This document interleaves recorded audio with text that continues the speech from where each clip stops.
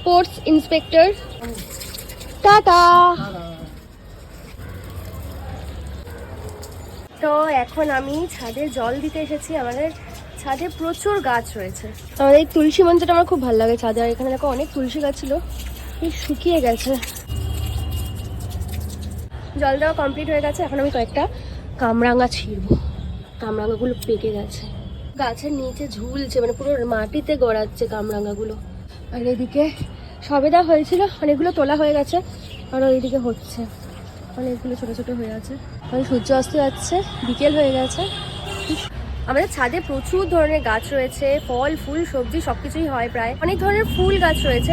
ভগবানকে যে ফুল দিয়ে পুজো করা হয় সমস্তটাই আমাদের এই গাছে, মানে ছাদের যে গাছ লাগানো আছে ওই গাছের ফুল দিয়ে পুজো করা হয়। আর ওই ফুল দিয়েই মালা গেঁথে ভগবানকে পরানো হয়। আমাদের এই বাড়ির ছাদটা আমার খুব ভালো লাগে, অনেক বড় ছাদ আর পুরো বাগান।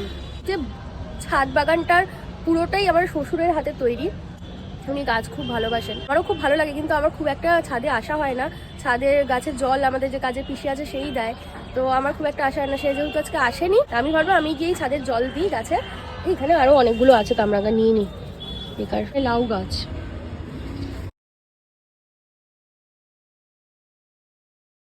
সানসেটের সময় ছাদটা কি অপূর্ব লাগে না?